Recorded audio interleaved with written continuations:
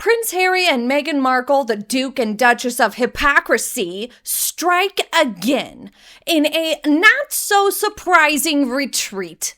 The scheme that was Megxit has had its endgame exposed. In the latest news that Prince Harry and Meghan Markle are moving back to the UK with Archie and Lili. And what are they blaming this on? What excuses have they pulled from thin air for their complete and utter 180? This decision flying in the face of Meghan's proclamations that she can't raise her children safely and normally in the UK because there will be paparazzi popping out from every bush and nook and cranny in the city. Or Harry saying just mere months ago that he could not see any foreseeable future of living in the UK and returning to the UK more permanently, just couldn't fathom it because of security. How could he bring the Meg and the children to the UK and keep them safe? He simply cannot.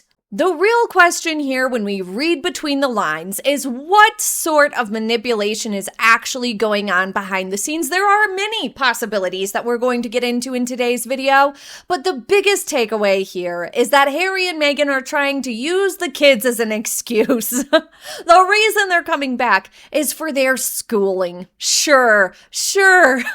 Hi everybody, I'm Beebs Kelly. Welcome back to another video. Before we hop into this insane news, I would like to invite you to subscribe if you have not yet already. Click like and hype this video. And as a very brief side note, I thought I was done working for the day. I thought I was done filming.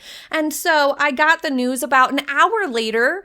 And here I am back again, maybe a little less polished this time, but here we go. So I have many initial thoughts on this, and I will be putting out a more dedicated video, going a little bit deeper into these and taking a look at the situation from a few steps back, as we usually do, because that provides for a little bit better analysis, does it not? But the biggest glaring red flag with this whole thing, to me, my sneaking suspicion, let's put it that way, top of the list suspicion here, is that this very well could just be all to do with Ravik and Harry's security battles that have been rumbling on since he left the royal family and threw his tantrums. The hypocrisy is the most glaring part of this news, and we're going to talk about that too in just a moment. And that's what most of the reactions and the headlines thus far are focusing on, understandably so. But when we think a little bit deeper, what could very well be happening here ties directly to Harry's lost security case and lost appeal in his bid to try to get back guaranteed police protection when he's in the UK 100% of the time, which is what he enjoyed up until such time that he quit the royal family in 2020 with Meghan. After he lost those cases, he sent a letter pleading to the Home Secretary that they reconsider his security risk assessment earlier this year, and he was certain that they were going to change their mind. And yet nothing has come of it since then, which isn't surprising. We all know that as somebody who is not a working royal, Harry doesn't carry the same level of risk or threat, but also, how does that track with taxpayer-funded security, really? It doesn't. It doesn't work. The math doesn't math there. It's not going to happen. But the crux of the issue with Harry's security really came down to domicile. He lacked a permanent and constant presence in the UK. So how can they guarantee 100% coverage of armed police protection for his security arrangements, especially taxpayer funded, if he is largely not in the UK permanently and he is only dipping in and out of the UK rarely? Over the last 6 years, he's spent like a grand total of like a dozen days in the UK probably.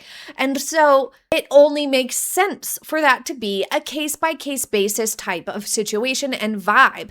And it wasn't helping his case when he was begging for them to reconsider, when he took them to court and appealed and complained in the media over and over and over. The crux of the issue always came back to, you don't even live here, Harry. And so now that Harry has a residence in the UK and he plans on staying there more permanently or for more extended periods of time for the children to be in school, there is a lot stronger case for Harry to not be on a case-by-case basis and to have some degree of more permanent security offered to him.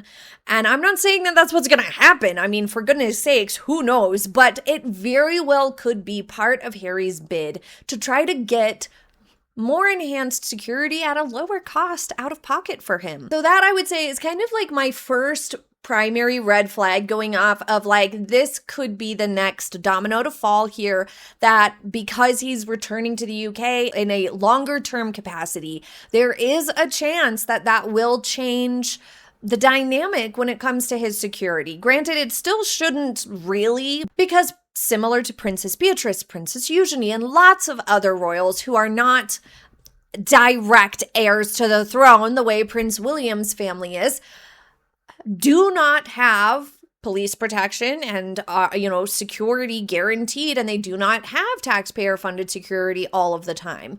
It's just not a thing for the majority of them. And so Harry and Meghan would surely fall into that category. What I'm saying is that Harry might relaunch his campaign to get enhanced security at taxpayer expense because he can now say, well, I'm living in the UK now, so I really need it now. So I think it could open up a whole can of worms for Harry to try to reignite his battles over security. So you've been warned. But the hypocrisy is the most agitating and irritating element to this. And I'm so glad to see so many outlets calling out the hypocrisy here. Harry just a mere months ago said he can't imagine a future in which he would bring his family back to the UK. It was unfathomable to him just months ago. And now we have a complete pivot with absolutely no, preemptive change to his security arrangements. So either he was lying and overreacting then, or he's changed his mind. Similarly, Meghan Markle said on Oprah and in Netflix that there was no way her children would have a normal upbringing, a normal life, kids deserve to be kids type vibes in the UK because of the paparazzi, because of the media, because they would be hounding them. She said that there was no possible way to raise her children there. Just absolutely not. So has she changed her mind, or was she lying? Most people who have been following the story of the Sussexes and their spiral of doom know that Harry and Meghan lie and have been proven to have been lying on so many occasions. And it was clear that they were exaggerating things, that they were blowing things out of proportion, that they were lying. And now we see that that is exactly what has come to pass. They've gone ahead and abandoned this excuse of security and paparazzi intrusion and are going back to the UK. So then it leads us to wonder why. What is the benefit for them now? Because before, we know what the benefit to their lies was. It was so that they could make excuses for the tantrum that they threw, which was irrational and unreasonable, that they couldn't work for the monarchy on their own terms, because who gets to have a job that is fully their own terms? Nobody. You have a boss, then you have to follow their rules. And Meghan and Harry didn't like that, and that's what Megxit was really about at the end of the day. It was a bluff to try to get their way, and it failed.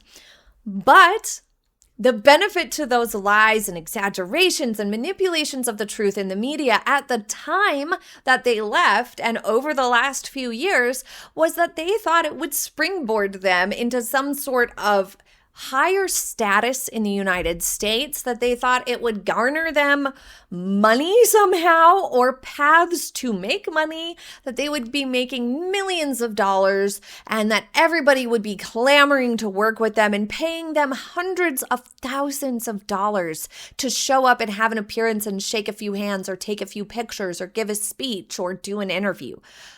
I'm not kidding. Harry thought he would be making hundreds of thousands of dollars per appearance. But now that they've abandoned that fake crusade, we have to ask, what is the benefit now? Is it actually the children, that they want the children to be raised in the UK and to experience the UK education? I mean, maybe that's legit, because the schools in America are not exactly great. They're not. There's not great reputations of schools in America. And they're struggling as an industry. The education sector, even private education, is struggling in the United States. So I mean, maybe there's a chance that really is the reason. I'm not 100% sure, but if that were the reason, then it still doesn't necessarily make Harry and Meghan look great, because Archie has been in school for 2 years already. So was his education less important than Lili's, that they need to whisk the children off to the UK to place them in school there to save Lili the tragedy that is an American education or kindergarten? Is that what we're doing here? That they care more about Lili's education than Archie's? I mean, if you looked through her Instagram, it would be pretty easy to believe that. It really brings back the discussion and the concern of a golden child dynamic within that family, which, like I said, if you look at, the social media posts from Meghan or the way that she has spoken about Lili versus Archie at various appearances, it's, I think, a reasonable concern that the public has had from watching the family from afar. Of course, nobody who's not in that family can say anything for sure. But what I think this really reveals about the state of things with Harry and Meghan is that nothing has worked out. And from a business perspective, from a income generating perspective, it's clear that things haven't gone that well from the outside looking in. But coming back to the UK and having plans to reside there as their primary residence, being there for schooling the children, being there more permanently means that they're going to be there the majority of the time, and they're going to be going to other places only occasionally, once or twice per year perhaps. Then what that really means is that there's not a whole lot on their schedule. There's nothing in the books, you could say. Meghan doesn't have any more lifestyle projects coming up. There's not a whole calendar full of appearances and invites and interviews and projects coming up that they need to be in California for.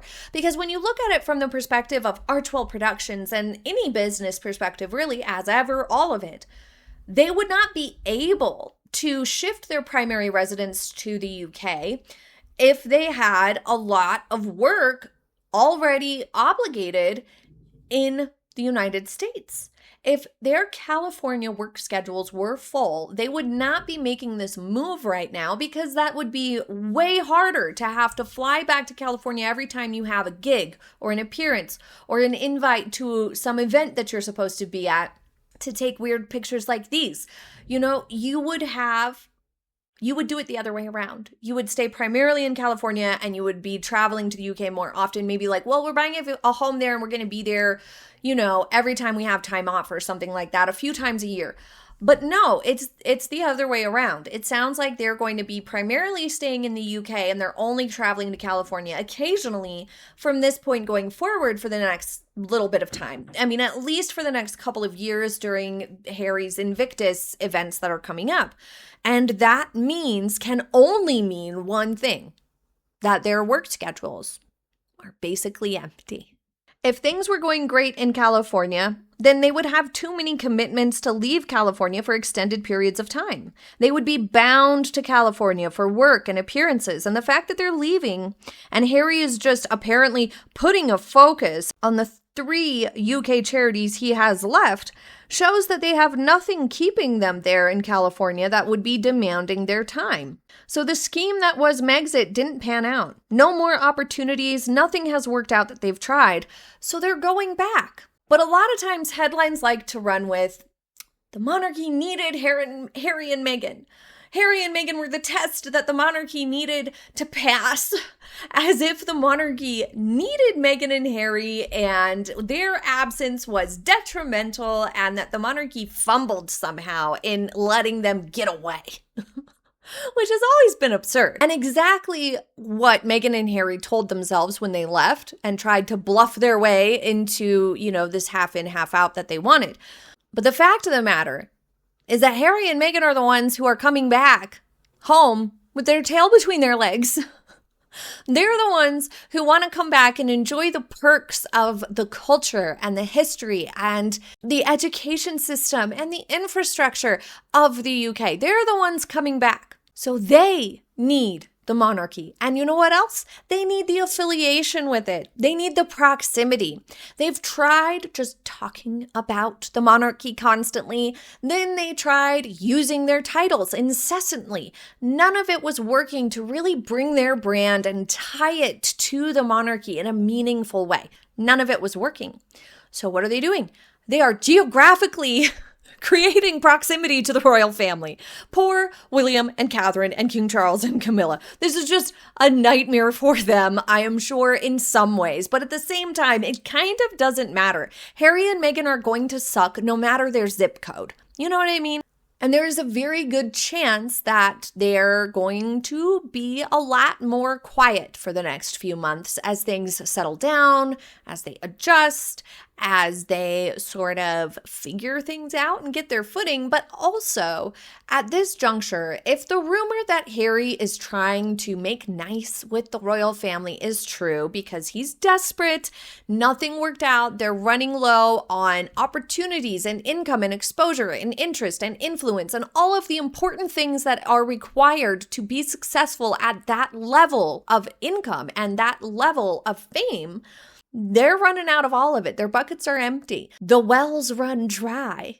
And so if those rumors are true, that he's desperate enough to try to just retreat and try to see if he can be part of the royal family again and maybe just leave Meghan out of the whole thing, which maybe would have been best from the start, or he's going to try to pressure them into letting Meghan back in, I don't think any of that's going to happen. But if that's what Harry's thinking here, then it would only make sense that he would try to behave himself and lay low for the first few months to prove that they're not going to be problematic. Put it in the comments now, your predictions. Are Harry and Meghan going to conveniently be in California for the holidays to be close to, I guess, Meghan's mom is the only reason they would want to be back in California for the holidays, to avoid the awkward lack of invitation to Sandringham? Or do you think that they're going to stay around in the UK and try to sneakily wiggle their way into an invite, even if they don't make any sort of a public appearance for Sandringham? I'm really curious what you think for the holiday walk, for Christmas at Sandringham. Let me know in the comments what your prediction is, and I will be back with a more in-depth video about this news very, very soon. And I also earlier today filmed a few very interesting videos about Harry and Meghan and some of their recent shenanigans that are just flying sideways. So be sure you're subscribed so you do not miss them, and click the bell icon if you want to be first notified when those videos go live. I thought I was done working today. I can't even articulate my thoughts any longer. Thank you for watching. I hope you have a happy day ahead, and I will see you soon. Bye.